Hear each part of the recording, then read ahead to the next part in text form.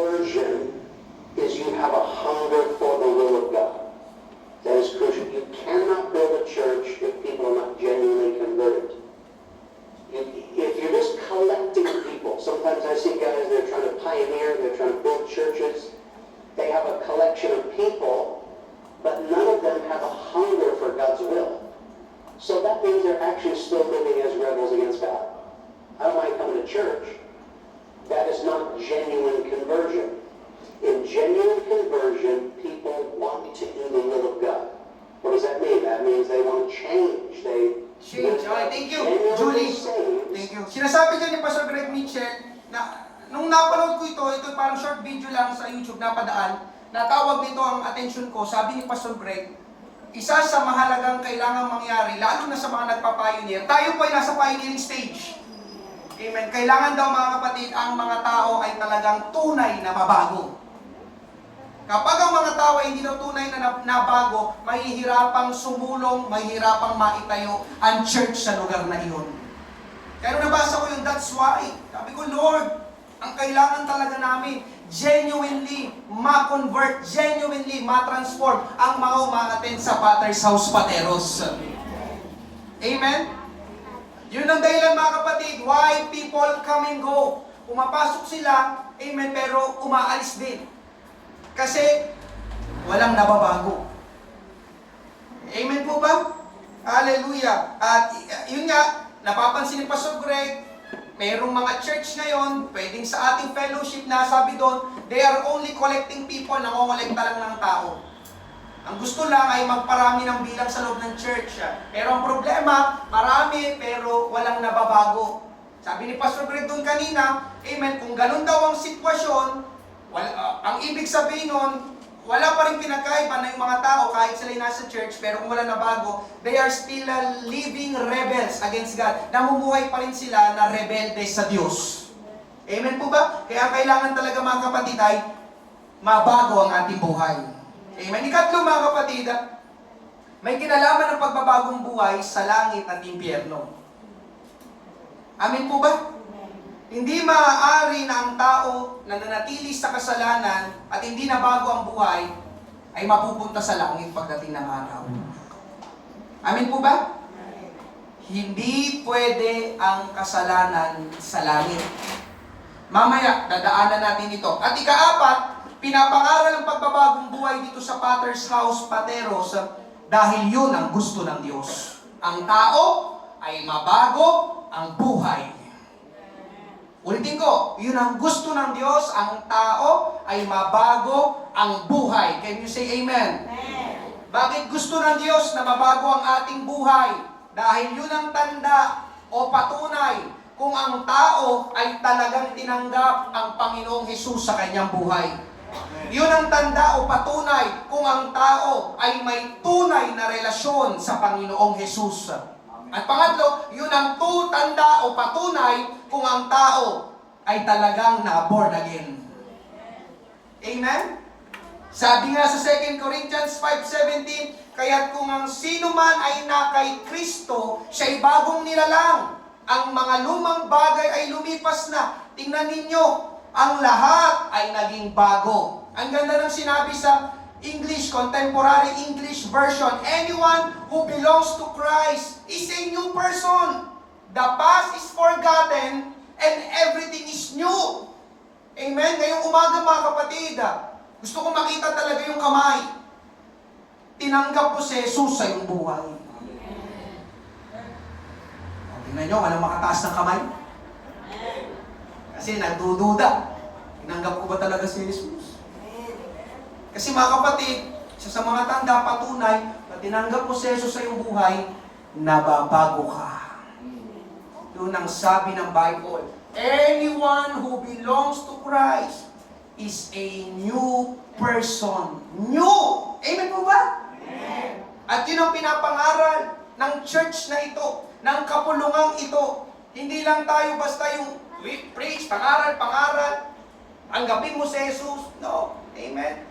At tinanggap mo si Jesus, dapat ay may nababago sa ating buhay. Amen. Alam niyo mga kapatid, nais ng Diyos na tulungan ka, naniniwala ka ba? Amen. Nais ng Diyos na pagalingin ka, naniniwala ka ba? Amen. Nais ng Diyos na pagpalain ka, naniniwala ka ba? At nais din ng Diyos na baguhin ka, naniniwala ka ba?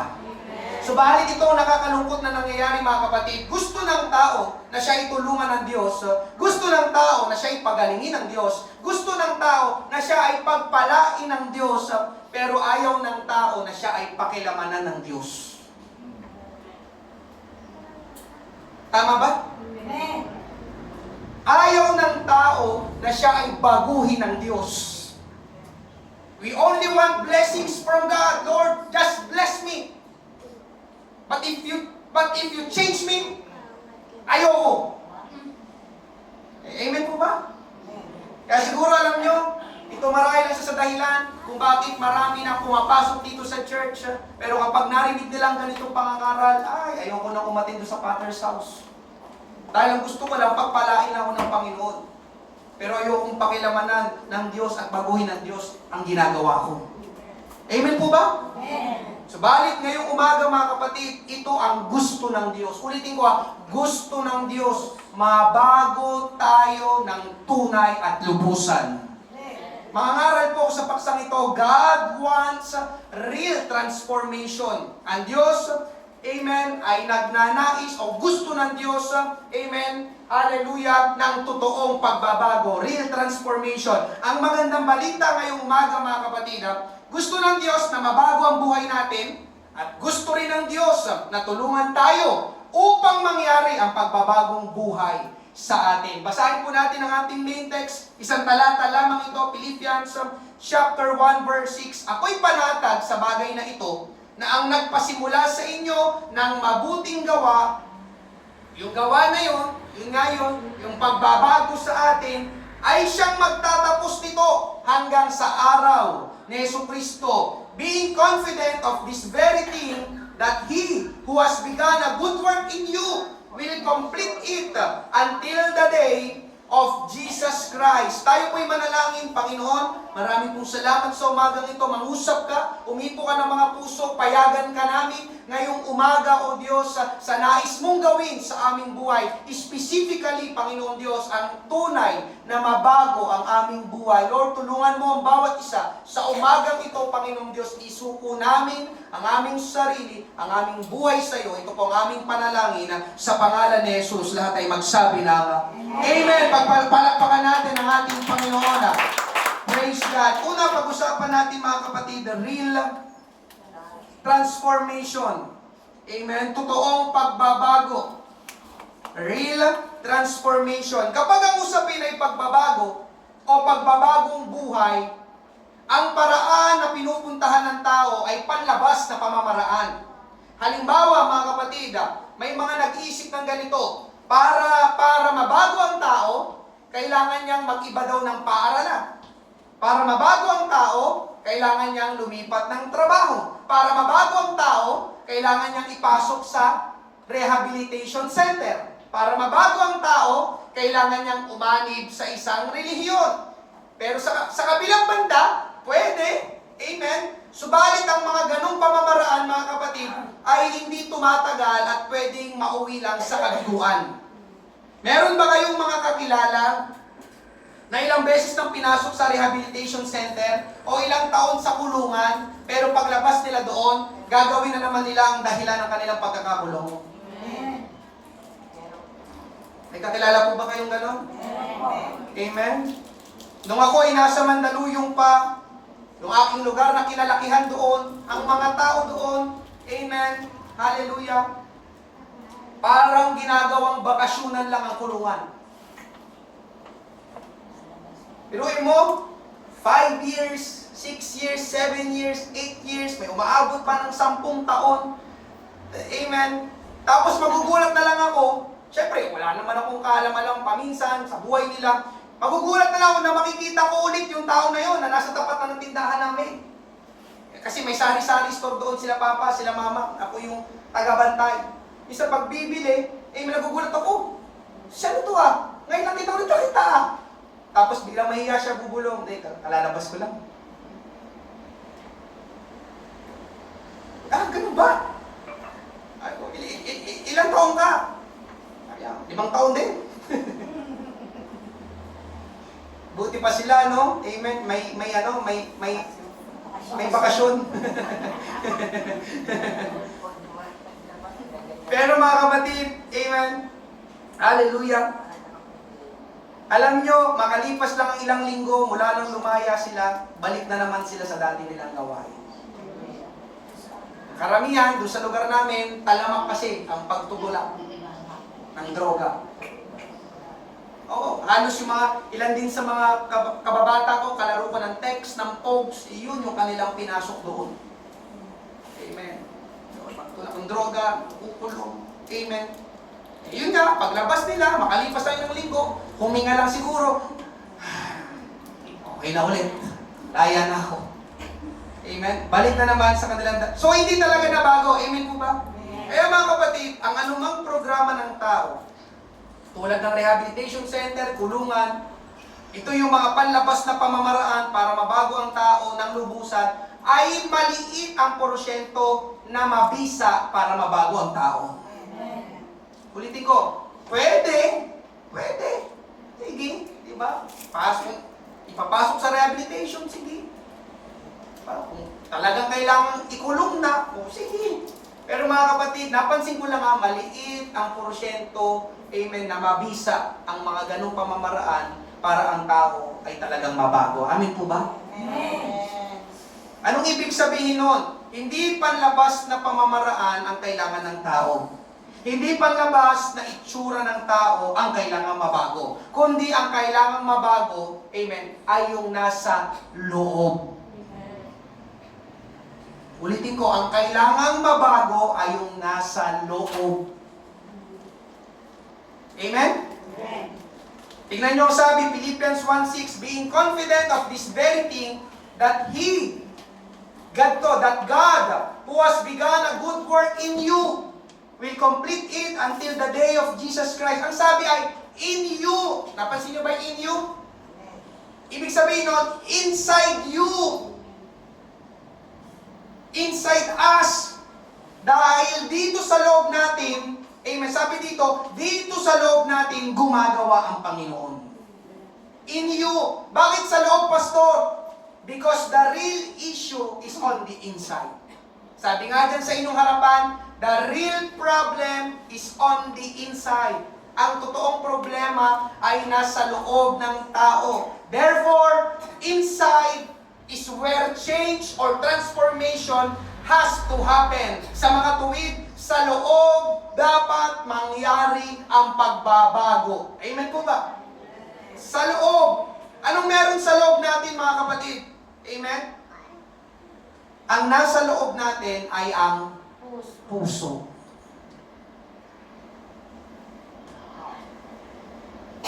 Sabi na ni Makaret, the heart. Anong meron sa puso, mga kapatid? Jeremiah 17:9. Ang puso ay mandaraya kaysa lahat ng bagay. At lubang napakasama. Sinong makakaunawa nito? Tingnan niyo ang sabi, mga kapatid. Ang puso ay lubhang napakasama. Tingnan niyo ang sabi ng Bible. Amen? Yun din ang sinasabi sa Mark 7:21-23. Sapagkat mula sa loob, pansinin niyo sinasabi ng Bible, mula sa loob, mula sa puso ng tao, lumalabas ang masasamang pag-iisip, pakikiapid, pagnanakaw, pagpaslang, ang pangangalunya, kasakiman, kasamaan, pandaraya, kahalayan, pagkainggit, paninirang puri, kapalaluan, at kahangalan. Ang lahat ng masasamang bagay na ito ay sa loob nagmumula at nakapagpaparumi sa tao. Naunawaan ba, mga kapatid? Amen. Ang kasamaan ay wala sa labas, kundi nasa loob. Amen. Nasa puso. Dito nagsisimulang mag-ugat at magbunga. Amen po ba? Amen. Kaya alam nyo, mga kapatid, kahit anong gawin ng tao na baguhin ang kanyang sarili sa pamamagitan ng panlabas, outside, panlabas na pamamaraan, ay hindi tumatagal at hindi nagiging epektibo dahil wala sa labas ang problema kundi nasa loob. Wala sa labas ang dapat ayusin, kundi nasa loob. Wala sa labas ang dapat linisin, kundi nasa loob. Wala sa labas ang dapat baguhin, kundi nasa loob. Amen? Kaya kahit mag-iba ang tao ng paaralan, lipat na ako ng school. Kasi dito sa school, lagi ako nag-guidance dito. Sa Pateros National High School, lipat ako ng Benigno. Doon, mababago ako. Pero pakinggan mo ito kapatid, kahit magbago ka ng paaralan, pero kung hindi nabago ang iyong puso, nabago lang ang lugar, ang paaralan, pero hindi ang tao. Kung ano yung ginawa mo dito, gagawin mo rin doon. Amen po ba? Amen. Ako! Amen? Mag-iiba na ako ng trabaho. Amen? Ayoko na din sa trabaho namin. Lagi akong pinag-uusapan ng mga katrabaho namin. Amen? Alam niyo mga kapatid, kahit mag-iba ng trabaho ang tao, pero kung hindi nabago ang puso, nabago lang ang trabaho, pero hindi ang tao. Amen? Kahit magpalit pa ng relihiyon ng tao, pero kung hindi nabago ang puso, nabago lang ang paniniwala, nabago lang ang dinadaluhan, nabago lang ang pinapakinggan, pero hindi ang tao. Amen po ba? At ito pa, isa pa, kahit magparetoke pa ang tao. Magparetoke ng ilong, magparetoke ng bibig, magparetoke ng mata, magparetoke ng kilay, at magparetoke ng buong katawan. Amen. Pero kung hindi nabago ang puso, nabago lang ang kanyang itsura, pero hindi ang pag-uugali niya. Tama ba mga kapatid? Kung yung tao na yun na nagparetoke, mayabang na bago siya magparetoke, believe me, mas lalong yayabang yun. Eh kasi nga, gumawa po siya lalo at gumanda siya lalo. Tama ba? Mababago lang ang itsura. Ingat, akala ng tao panlabas. Kailangan ko siguro magbago na ng itsura, magbago na ng forma, magbago na ng buhok, magbago na ng pananamit, magbago na ng style para mabago na ako. No.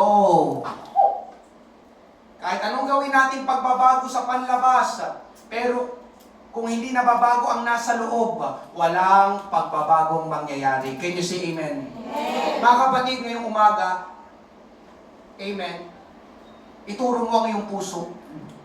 Ituro mo. Sabihin mo, ito ang dapat mabago. Amen po ba? Amen. Ang puso ang dapat na mabago. Amen? Amen? Ito, ilista mo naman. Kapag hindi nabago ang puso, hindi mababago ang tao.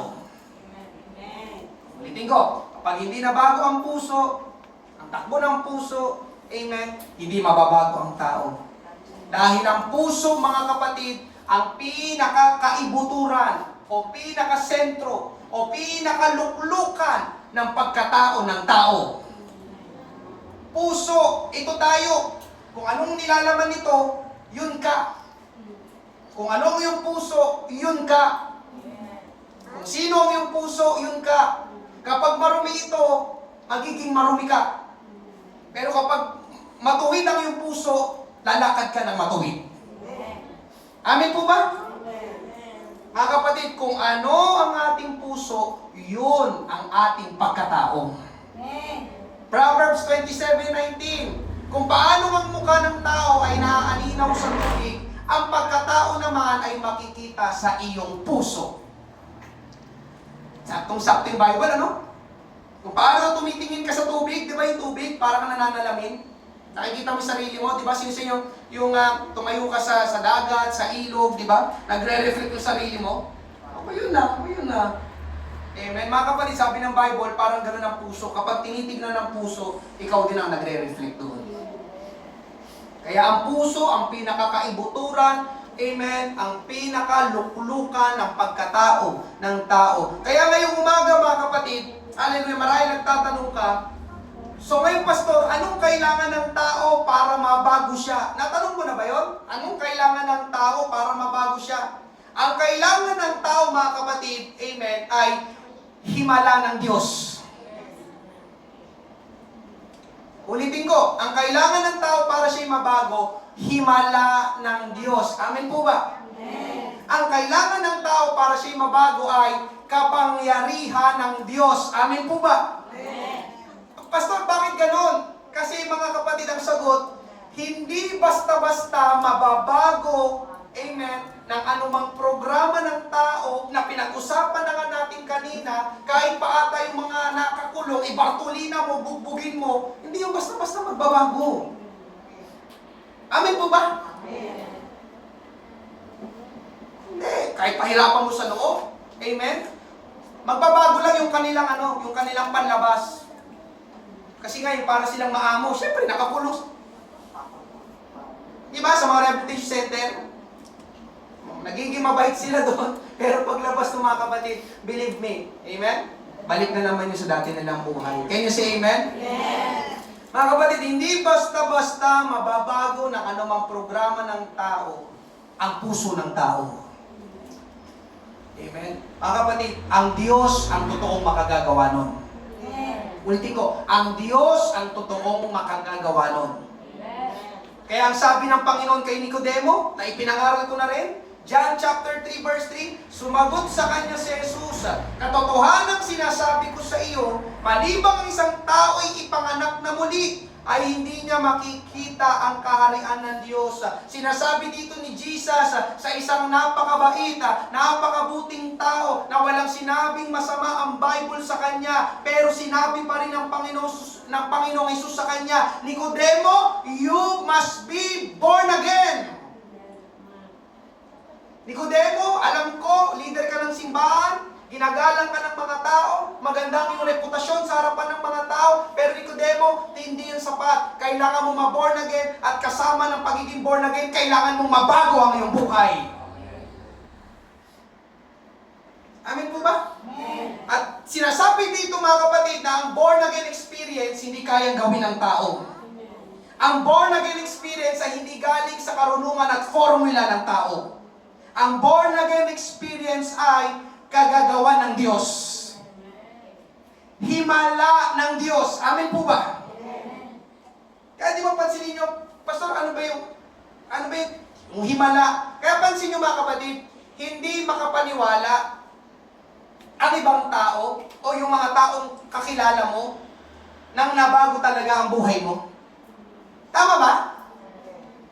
Di ba nagtataka sila, namamangha sila, anong nangyari doon? Anong nangyari sa kanya? Paano niya nagawa yun? Amen po ba? Amen. Amen? Hindi sila makapaniwala. Paano niya natigil ang pagdudroga? Paano niya natigil ang pag-iinom? Paano niya natigil ang pagmumura? Alam niyo, sagot mga kapatid, himala ng Diyos. Kung may nagtatanong pa rin ngayong umaga, Pastor, explain mo pa. Mga kapatid, hindi mo kaya ipaliwanag ang himala. Himala nga eh. Amen po ba? Di ba? Paano niya naitigil? Hindi ko alam. Himala nga eh. Himala ng Diyos. Kahit ako hindi ko alam. Di ba? Kung paano ko naitigil talaga ang pag-inom. Ang alam ko lang mga kapatid, amen, ibinigay ko sa Diyos ang lahat, siya ang kumilos sa aking buhay. Himala ng Diyos. Amen po ba? Di ba? Minsan kasi gusto natin tanungin lahat. Gusto natin lahat may paliwanag. Di ba? Yung mga may sakit, di ba? Sister Marian, yung may sis, nung siya'y buntis, isa rin kapatiran dito, nagkaroon ng bukol sa kanyang dibdib. Amen. Nung nagpatingin sila sa doktor, meron, pero ipinanalangin natin, pinagaling ng Panginoon, nawala, gumaling sila. Pastor, paano nangyari yun? Himala ng Diyos. Pastor, paano? Himala nga eh. Pamalay ko, tanungin mo ang Diyos, di ba? Amen po ba? Ganon din mga kapatid, sa pagbabagong buhay, paano siyang naging ganon? Paano niya naitigil? Amen? Yung kanyang mga masamang gawi, yung kanyang bisyo. Mga kapatid, ang kailangan ay himala ng Diyos. Amen po ba? At yun ang kailangan ng mga tao, maghimala ang Diyos sa kanilang puso upang mabago ang kanilang buhay. Itong first point mga kapatid, sa loob dapat magsimula ang pagbabago. Hindi sa panlabas. Panloob, ang puso ang dapat na mabago. Pangalawa, pag-usapan natin mga kapatid, real work, totoong paggawa. Amen? Real work. Alam nyo mga kapatid, amen, nang tayo ay abutin at iligtas ng Panginoon, hindi lang doon nagtatapos ang gustong gawin ng Panginoon sa atin. Oo, gusto ng Diyos na tayo ay maligtas. Amen po ba? Sino natutuwa? Amen. Ikaw ay ligtas ngayong umaga. Ikaw ay niligtas ng Diyos. Subalit pagtapos na tayo ay maligtas mga kapatid, amen, listen, gusto din ng Diyos na tayo ay baguhin. Amen po ba? Hindi nagtatapos lahat sa pagliligtas. Oh, ligtas na ako. Okay na to. Hindi. Pagkatapos kang abutin, iligtas ng Diyos, ang susunod na gustong gawin ng Diyos sa buhay mo at buhay ko, tayo ay baguhin. Amen po ba? Sabi ko nga kanina, ang tanda o patunay na ang tao ay ligtas, ang tao ay na-born again, ang tao ay talagang tumanggap sa Panginoong Hesus, siya ay nababago. Amen po ba? Kaya dito sa second point mga kapatid, gumagawa ang Diyos sa ating buhay. Basahin natin ulit ang ating main text, Philippians 1:6. Ako'y panatag sa bagay na ito, na ang nagpasimula sa inyo, ang Diyos yun, ng mabuting gawa, ay siyang magtatapos nito hanggang sa araw ni Yesu Kristo, being confident of this very thing, that He, God, who has begun a good work in you, will complete it until the day of Jesus Christ. Yung titignan naman natin salita dito, yung salitang work. Nakita niyo ba yun? Work. Sa Tagalog ay trabaho. Anong ibig sabihin nito mga kapatid? May tinatrabaho ang Diyos sa atin. May tinatrabaho ang Diyos. May ginagawa ang Diyos sa buhay natin. Amen? Ano yun, Pastor? Pagbabago.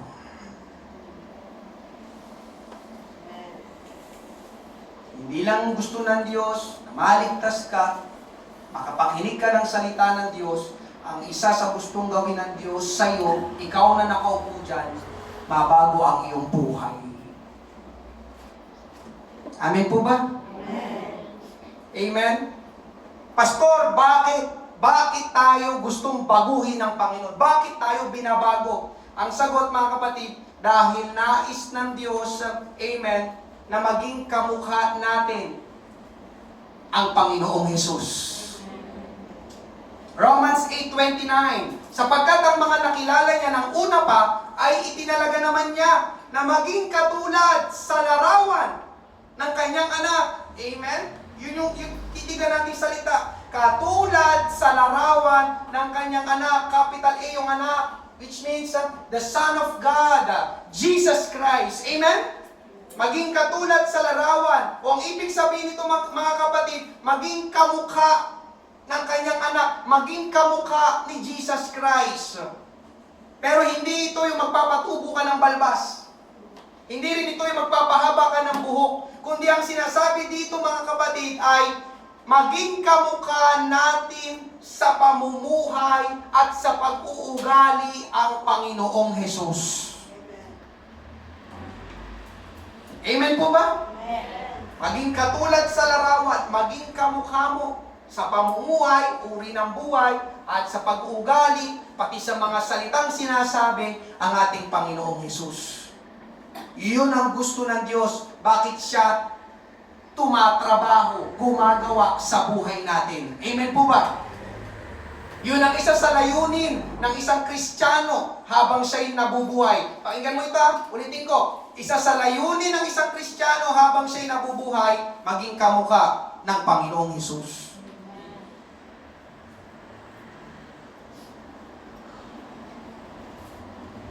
Kaya ang tanong mga kapatid, amen, simula nang tayo tumanggap sa ating Panginoong Hesus, nagiging kamukha na ba natin siya?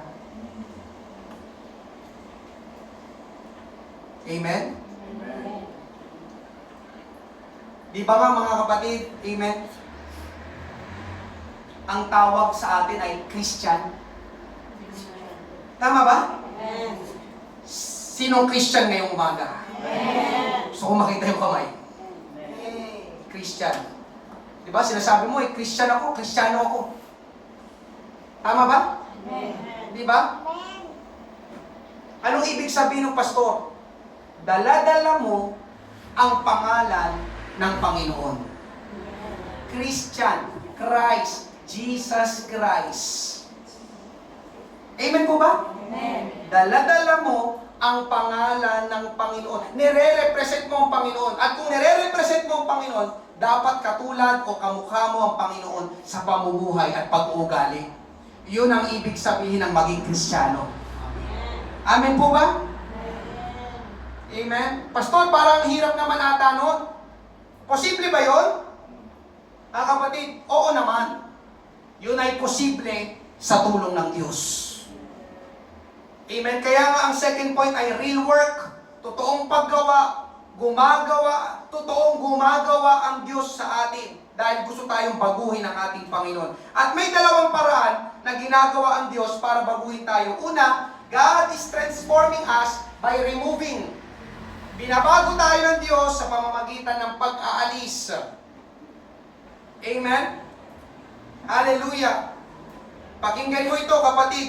Para ang tao ay ganap na mabago, para ang isang Kristiyano ay maging kamukha ng Panginoong Hesus, merong mga bagay, merong mga gawain, merong mga pag-uugali na kailangang alisin ng Panginoon sa atin. Ulitin ko, merong mga bagay, mga gawain, pati pag-uugali na kailangang alisin ng Panginoon sa atin. Amen po ba? Merong magaling na sculptor ang gumawa ng isang napakagandang estatwa ng kabayo. Ito yung yung mula sa mga bato, di ba? Nag-ano sila, yung humuhulma ng iba't ibang itsura. Amen. At merong nagtanong sa sculptor, paano mo nagawa ng isang napakapangit na bato ay gawing napakagandang estatwa na kabayo? Ang sagot ng sculptor, tinapyas o inalis ko lang ang mga pirasong bato na hindi magmumukhang kabayo. Amen? Inalis niya yung mga piraso ng bato na hindi kailangan para yung napakapangit na bato maging napakagandang kabayo. Amen po ba? Mga kapatid, ganun din sa atin. May tinatapyas o inaalis ang Diyos sa atin para magmukha tayong Kristiyano. Di ba? Sikat ko? Kailangan gumawa ng napakagandang bahay. Kailangan mag-itsurang bahay itong bato na ito. Mga kapatid, ganun sa atin. May tinatapyas ang Panginoon. Kailangan maging kamukha ko ito. Amen po ba? May mga naaalis, amen, para maging kamukha natin ang Panginoong Hesus. Colossians 3:8-9. Ngunit ngayon, ay itakwil ninyo ang lahat ng mga ito. Ayan na, pinapatakwil na. Galit, puot, masamang pag-iisip, panlalait, at maruming pananalita mula sa inyong bibig. Huwag kayong magsinungaling sa isa't isa. Yamang hinubad na ninyo ang dating pagkatao, pati ang mga gawa nito. Amen po ba? Totoo mga bagay na ito na binanggit ay yung dating pagkatao. Dati nga ba?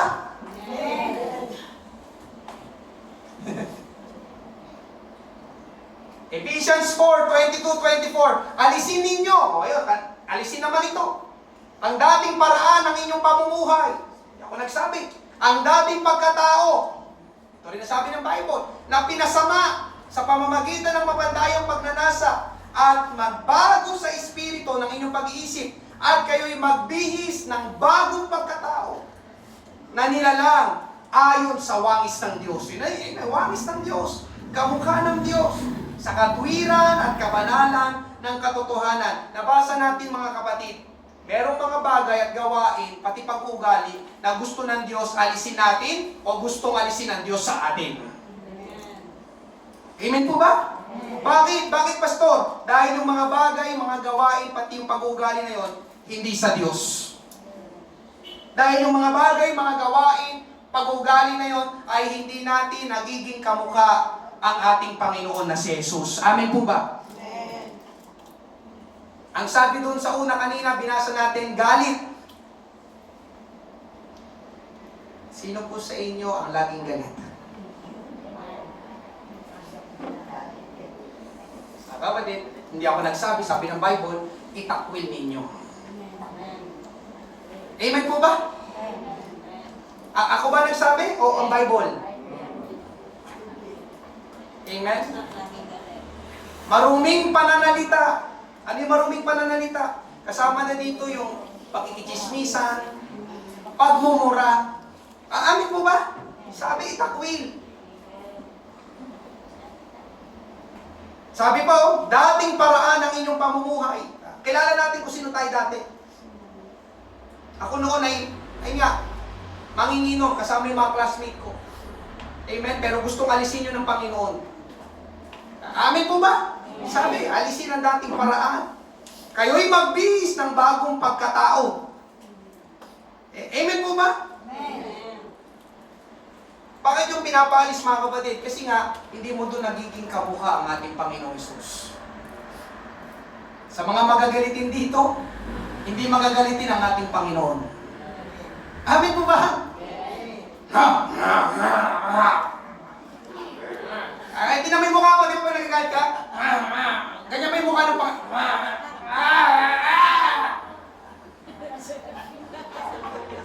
Ngayon mga kapatid, tingnan mo yung tsura mo.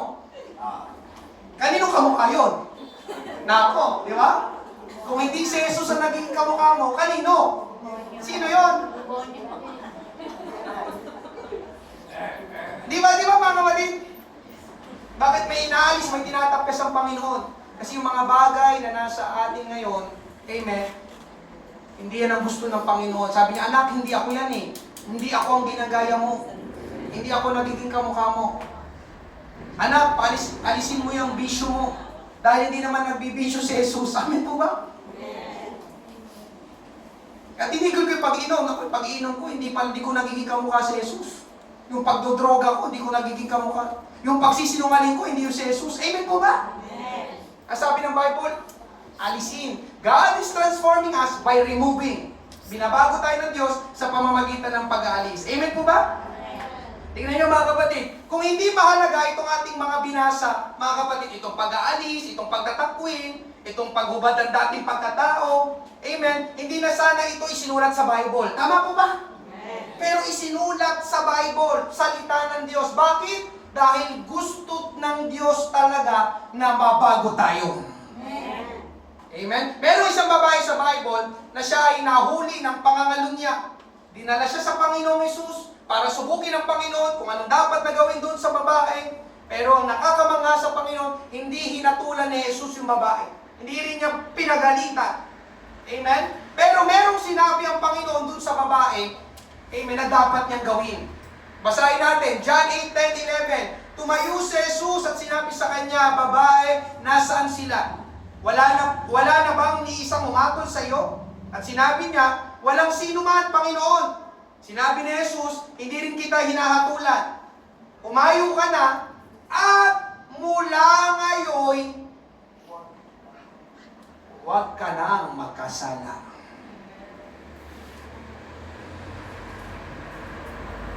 Amen po ba? Amen. Babae, hindi kita hinahatulan, sabi niya. Pero mula ngayon, huwag ka nang mangangalunya. Kasi ang kaso na dito, nangalunya. Babae, huwag ka nang magkasala. Umayo ka. Amen po ba? Amen. Narito ang Panginoong Hesus, mga kapatid. Sinabi niya sa babae, kung ipaparaphrase natin ito, huwag ka nang magpatuloy sa kasalanan. Amen po ba? Gusto ng Diyos na mabago ang buhay ng babae na yon. At para mangyari yon, kailangan niyang alisin, talikuran ang kanyang kasalanan. Mga kapatid, ganito din ang gusto ng Diyos sa bawat isa ngayong umaga. Sa lahat ng aking mga kaharap ngayong umaga, huwag ka nang magkasala. Amen po ba? Huwag ka nang magpatuloy sa iyong ginagawang kasalanan. Bakit, Pastor? Dahil hindi yan ang gusto ng Diyos para sa iyo. Amen? Hallelujah. Ikalawa, mga kapatid, God is transforming us by adding. Binabago tayo ng Diyos sa pamamagitan naman ng pagdagdag. Ito naman, yung mga bagay, mga gawain, pag-uugali na wala tayo, pero dapat ay nasa atin. Amen? Kaya ang ginagawa ng Diyos ay dinadagdag sa atin. Colossians 3:12-13, bilang mga hinirang ng Diyos, mga banal at minamahal, magbihis kayo ng kahabagan, kabaitan, kababaang loob, kaamuan, at ng katyagaan. Pagtiisan ninyo ang isa't isa. Amen? Hallelujah. So lahat ng mga may asawa dito, sabi, pagtiisan ninyo ang isa't isa. Amen. Sa lahat ng may asawa, pagtiisan ninyo ang isa't isa. Amen po ba? Hindi ako may sabi ha, Bible. Amen po ba? Pastor, bakit kasi siya po eh? Wala na, siya na. Amen po ba? Amen po ba? Hallelujah. At kung sino man yung may reklamo laban sa kanino man, magpatawaran kayo. Sabi, magpatawaran kayo. Amen. Amen po ba? Amen. Kung paano pinatawad kayo ng Panginoon, ay gayon din naman ang inyong gawin. Amen? Ito yung mga bagay, di ba, na parang wala ako yan eh. Pero gusto ng Panginoon na magkaroon tayo. Amen? At salamat sa Panginoon, real work. Gumagawa ang Panginoon, tumatrabaho ang Panginoon, nilalagay niya sa atin. Amen po ba? Hallelujah! Ito naman yung mga pag-uugali na magiging kamukha natin ng Panginoon. Tingnan nyo sabi kahabagan, kabaitan, kababaang loob, yung mapagpakumbaba, kaamuan, di ba? Amen? Di ba? Ito ang ating Panginoong Hesus. Amin po ba? Amen. Hallelujah! At ng katyagaan, ito ang gustong gawin at gustong idagdag ng Diyos sa atin. Pangatlo, panghuli ngayong umaga mga kapatid. Praise God. Hallelujah. Mabilis na po ba? Mabilis na? Real commitment. Amen. Totoong pangako. Napakabuti ng Diyos. Gusto niya tayong baguhin. Amen po ba? At siya ang gumagawa sa atin para tayo ay tunay na mabago. At salamat sa Diyos, dahil ang Diyos ay hindi katulad ng tao. Anong ibig mo sabihin, Pastor? Ang tao, kapag nagsawa, titigil na. Ang tao, kapag napagod, hihinto na. Pero hindi gano'n ang Diyos. At ito ang pangako niya sa atin. Balikan natin yung ating main text. Philippians 1 verse 6. Ako'y panatag sa bagay na ito na nagpasimula sa inyo ng mabuting gawa ay siyang magtatapos dito hanggang sa araw ni Jesucristo. Sinasabi dito mga kapatid, hindi titigil ang Diyos sa paggawa sa ating buhay na tayo ay baguhin hanggat hindi pa bumabalik ang ating Panginoong Jesus. Amen? Pero ito mga kapatid, gumagawa ang Diyos. Amen? Hanggang sa araw na ibig sabihin ito yung muling pagbabalik ng Panginoon. Pero hanggat hindi pa bumabalik ang Panginoon, nagpapatuloy ang Diyos na tumatrabaho, gumagawa sa ating buhay para tayo ay mabago. Amen po ba? Amen. Praise God. Hallelujah. Bakit yung ginagawa ng Diyos mga kapatid? Kasi alam ng Diyos na mahihirapan tayo pagdating sa usapin na ito ng pagbabagong buhay. Maraming mga tao, sinasabi nila, madali lang magbagong buhay. Meron pa nga yung gumagawa ng New Year's resolution. Itong taon na ito, magda-diet. Itong taon na ito, mag-iipon na ako. Itong taon na ito, hindi na talaga ako magmumura. Itong taon na ito, susundin ko na lahat ng inuutos ni Papa. Di ba? Di ba? Pero makalipas ang isang linggo ng January, ay, hindi na pala. Di binuhin mo mga kapatid, anong ibig sabihin nun? Malaking porsyento ng gumagawa ng New Year's resolution, hindi naman talaga nila nagaganap yung kanilang New Year's resolution. Ano ibig sabihin nun? Hindi kasi nila kayang baguhin ang kanilang sarili. Amen po ba? Amen. Hallelujah. Bakit ganun, Pastor? Anong sagot doon? Bakit ganun? Bakit ang hirap? Ang sagot mga kapatid, dahil merong bahagi sa ating buhay na ayaw gumawa ng tama. Ulitin ko, merong bahagi dyan sa'yo, pati sa akin, may nakatira pa rin sa atin habang tayo nabubuhay. Merong bahagi sa ating buhay na ayaw gumawa ng tama. Amen po ba? Amen. Merong bahagi sa ating buhay na ayaw magbago. Amen. Ano yun, Pastor? Yun yung ating kalikasang makasalanan.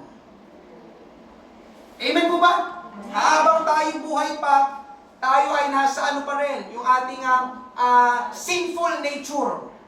Kalikasang makasalanan. At yun ay nagtatalo palagi, mga kapatid, sa kalooban natin. Tingnan nyo sabi, Romans 7:19-20, sapagkat ang mabuti na aking nais, hindi ko ginagawa. Gusto niya daw niya ng mabuti, pero hindi niya ginagawa. Ngunit ang masama na hindi ko nais, ay siya kong ginagawa. Pansinin niyo, mga kapatid? Alam niyo yung masama, pero hindi yung kanyang ginagawa. Subalit kung ang hindi ko nais ang siya kong ginagawa, ay hindi na ako ang gumagawa nito, kundi ang kasalanan nananatili sa akin. Meron pa rin tayong kalikasang makasalanan. Yes, tumanggap ka sa Panginoong Hesus. Salamat sa Diyos. Amen. Pero mga kapatid, hanggat tayo nabubuhay, meron pa rin pagtatalo sa ating kalooban ng Espiritu ng Diyos at ng pita ng laman. Ang pita ng laman nga, yung mga kasamaan, kasalanan na ayaw ng Diyos. Sa kabilang banda naman, yung mga gusto ng Diyos, lagi nagtatalo. Amen po ba? Kaya dito papasok ang Diyos. Gusto niya tayong tulungan dahil alam ng Diyos na kung tayo lang, kung sa sarili lang natin kakayahan, hindi natin magagawa. Pero salamat sa Diyos, mga kapatid, gumagawa siya sa ating buhay para tayo ay mabago. At ang magandang balita ngayong baga, itong Philippians chapter 1 verse 6, ito ay lifetime commitment ng Panginoon sa atin. Gusto niyang gumawa, tunay na paggawa sa ating buhay hanggang sa bumalik ang ating Panginoon at tagapagligtas ng ating Panginoong Hesus. Amen? Mga kapatid, bakit ko ito ipinapangaral o bakit ko ito pinangaral ngayong umaga? Amen? Una, mga kapatid, dahil ayaw kong mawalan ng saysay ang ating pagdalo dito sa church. Amen. Natutuwa ako, nandito kayo ngayong umaga. Praise God. Salamat sa Diyos. Binigay nyo ng oras ang Panginoon, ang church. Amen? Hallelujah. Thank you, Lord. Pero kung lagi kang nandito, mga kapatid, at walang nababago sa ating buhay, sa akin lang para bang sayang yung ating pagsisimba.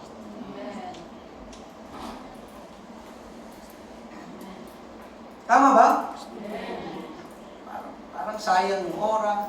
Mga kapatid, ulitin ko, tama ang dumalo sa church. Kaya kung nga ito ipinapangaral, tama na makapakinig tayo lagi ng salita ng Diyos. Amin po ba?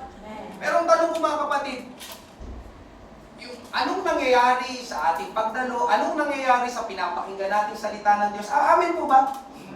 Mga kapatid, gusto ng Diyos dumalo ka sa church, gusto ng Diyos na makapakinig ka ng salita ng Diyos, but listen, ngayong umaga, gusto rin ng Diyos na baguhin ka. Amen po ba? Hindi lang gusto ng Diyos na nandito ka sa church, hindi lang gusto ng Diyos na makapakinig ka ng salita ng Diyos, no. Gusto ng Diyos na ikaw ay magkaroon ng real transformation. Amen po ba, mga kapatid? At ito ang wala. Ulitin ko, ito ang wala sa maraming churches ngayon. Tama po ba? Amen po ba? Lalo na sa mga malalaking simbahan. Tama po ba?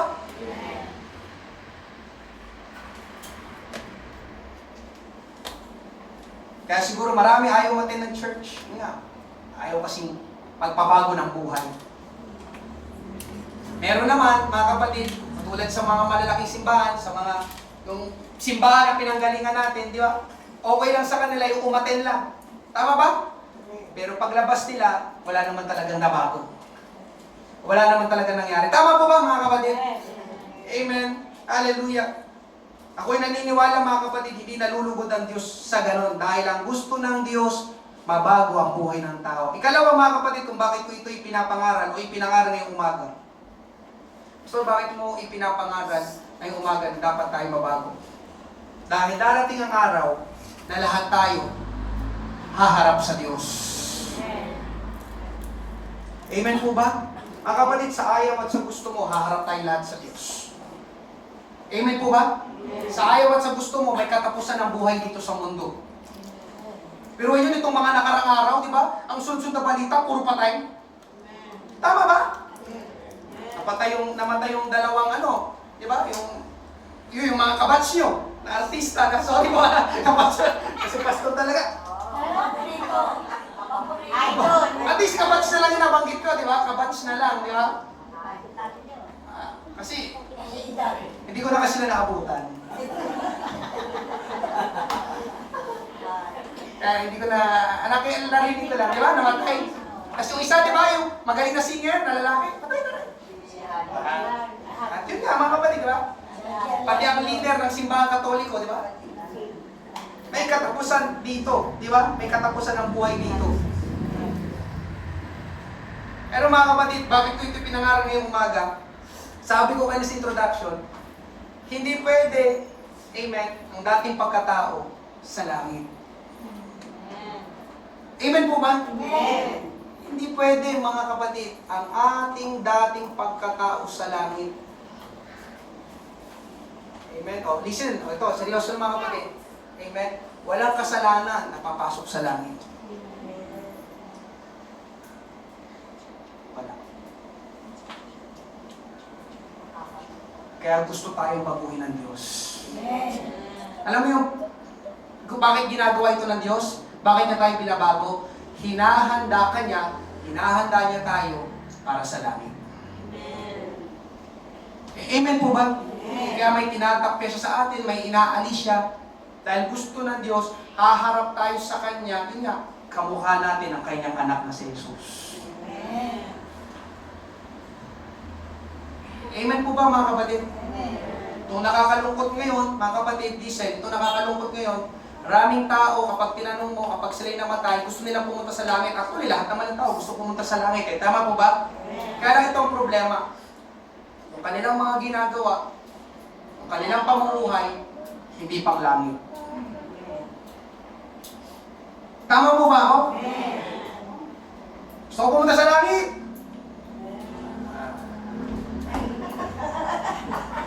Ang kapatid, wala. Hindi ka maglalasing sa langit. Amen po ba? Gusto ng Diyos dito palang baguhin na. Gusto ko sa langit. Oo, alam ko, high yun, high sa. Pero hindi ko yung magiging high na ano. Amen? Naunawaan niyo ba mga kapatid, pag ko ito pinapangaral? Inahanda ka ng Diyos. Amen. Ang hirap mga kapatid na pagdating ng araw, haharap tayo sa Diyos, di ba? Haharap tayong marumi ang ating puso. Haharap tayong marumi ang ating bibig. Haharap tayong marumi ang ating isipan. Tama ba mga kapatid? Maharap tayo sa Diyos na may sama ng loob. Di ba? Hindi pwede. Mga kapatid, amin po ba? Diba? Harap tayo sa Diyos, di ba? Na hindi natin tinalikuran ang ating bisyo. Andiyan pa po ba kayo mga kapatid? God wants real transformation. Amen? Ang gusto ng Diyos ay tunay na pagbabago. Ngayong umaga mga kapatid, pagtatapos, hallelujah, gusto ng Diyos na tayo ay baguhin. Subalit meron tayong bahagi. Meron tayong kailangan gawin. Ano yung pastor? Kailangan nating isuko ang ating sarili sa Panginoon. Kahit gusto ng Diyos na baguhin ka, pero kung ayaw mo naman, walang magagawa ng Diyos. Hindi ka niya pipilitin. Amen po ba? Ulitin ko, gusto ng Diyos, magkaroon tayo ng real transformation. Pero ang unang hakbang, ikaw ang unang hakbang. Kailangan mong isuko, ibigay ang iyong puso sa Diyos. Amen po ba? Pero mga kapatid, yun nga, diba? Laging may resulta. Diba? Lagi tayo, pagdating ng araw, haharap tayo sa Diyos. Amen po ba? Hallelujah. Ngayong umaga mga kapatid, may mga tao kasi na para bang ayaw nilang magpabago sa Panginoon. Amen? Para bang sinasabi ng mga tao na yun na perfecto na sila. Sino perfecto ngayong umaga? Wala. Amen po ba? Ibig sabihin mga kapatid, merong bahagi pa rin sa ating buhay na kailangan mabago. Maliit man yan o palaki. Amen po ba? Ngayong umaga, hayaan natin ang Panginoon gumawa sa ating buhay at sisimulan niya ng Panginoon sa ating puso.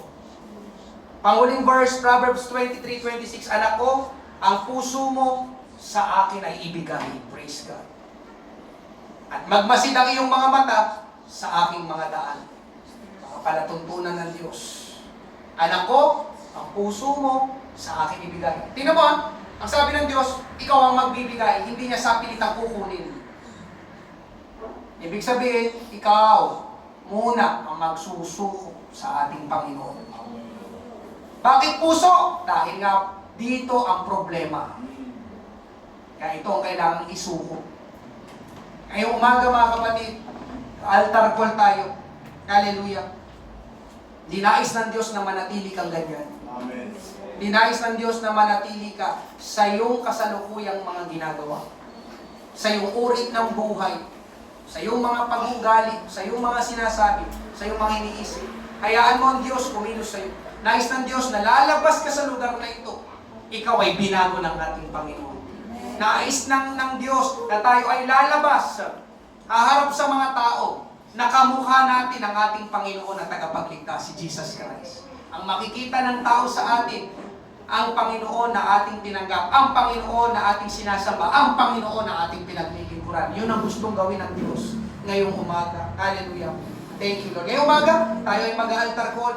Hallelujah. Magsiyoko tayong lahat. Praise God. Thank you, Jesus. Meron mang first time ngayong umaga. Hallelujah. Kailangan mo ang ating Panginoong Isus. Kung wala ngayong umaga, ay dadako. Amen. Sa ating altar call, lumapit ka dito sa harap. Kilala mo yung sarili. Huwag mong pigilan ang konbiksyon ng ating Panginoon. Mahal ka ng ating Panginoon. Nais niyang kumilos, gumawa sa iyong buhay. Ipabago mo ang iyong puso sa ating Panginoon. Hallelujah. Yan ang ating kailangan. Yan ang iyong kailangan ngayong umaga. Thank you, Lord. Thank you, Jesus. Hallelujah. Ang ating pang mga ginagawa ay pagiging kamukha ng ating Panginoon. Lapit tayo dito sa harapan. Inaawit na bang inaawit natin? Pusong dalisay. Praise God, you are worthy to be praised. Praise your holy name, praise your holy name. We give you glory and we give you praise. Salamat, Panginoon. Dakila ka, aming amang banal.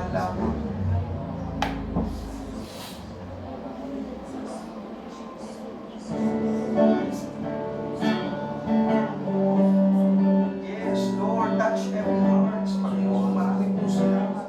Sa umaga nito. Pusong dalisay ang aking nais. Likain mo, Diyos, para sa akin ang pusong dalisay ang aking nais. Likain mo, Diyos, para sa akin isang pusong tapat na sa'yo'y nagmamahal. Isang pusong sa'yo'y walang alinlangan. Isang pusong itinitibok na ika'y parang alala. At ako'y pagpupuri sa'yo. Tayo magsitayong lahat. Pusong dalisay. Pusong dalisay ang aking nais. Likain mo, Diyos, para sa akin ang pusong dalisay ang aking nais. Likain mo, Diyos, para sa isang pusong tapat. Isang pusong tapat na sa'yo'y nagmamahal. Isang pusong sa'yo'y walang alinlangan. Isang pusong itinitibok na ika'y parangalan. Handog ko'y pagpupuri sa'yo lang. Isang pusong tapat. Isang pusong tapat na sa'yo'y nagmamahal.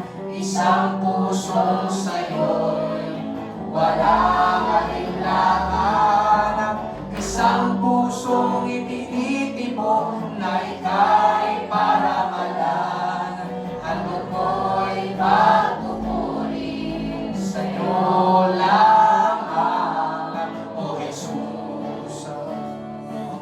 handog ko'y pagpupuri sa'yo lamang. O Jesus, handog ko'y pagpupuri sa'yo lamang. O purihin, pasalamatan natin ang ating Panginoon Lord. Maraming salamat sa umagang ito. Dakila ka, O Diyos. Hallelujah. Ikaw ang aming pinupuri at sinasamba. Thank you, Lord. Thank you, Jesus. We give you glory. We give you praise. Hallelujah. Ngayong umaga, mga kapatid, nais kong manawagan. Hallelujah. Huwag kang mahiya. Nanawagan ako sa bawat isa. Hallelujah. Gusto mo talagang mabago ang iyong buhay. Lapit ka dito sa harapan. Mananalangin tayo. Tutulungan tayo ng Diyos.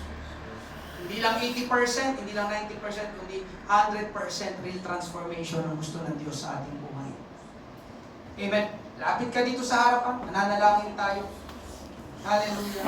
Yung mga bagay sa ating buhay na alam mo na ayaw ng Panginoon na nasa iyong buhay. Praise God. Mananalangin tayo. Let's pray. Likeness of Jesus, kawangis, kamukha ng ating Panginoong Jesus. Huwag kang pumayag na manatili sa ganyan. Gusto ng Panginoon kumilos sa iyong buhay. Mabago ang iyong buhay. Mga kapatid, ito ang ating sandata, pananggalang paglabas natin. Church ka ng church. Hindi, nag-church ako, nabago ang buhay ko. Diba? Sarap pakinggan, no? Mga kapatid. Amen? Hallelujah. Ngayong umaga, mananalangin tayo, mga kapatid. Isuko natin lahat sa ating Panginoon. Kailangan mong isuko ang lahat. Hindi makakakilos ang Panginoon hanggat hindi mo ibinibigay, sinusuko sa Kanya. Gusto kang gawin ng Panginoon na new person, bagong nilalang. Kamukha ng ating Panginoon. Posible ba yun? Posible. Hallelujah. Manalangin tayo, taas natin ang ating mga kamay.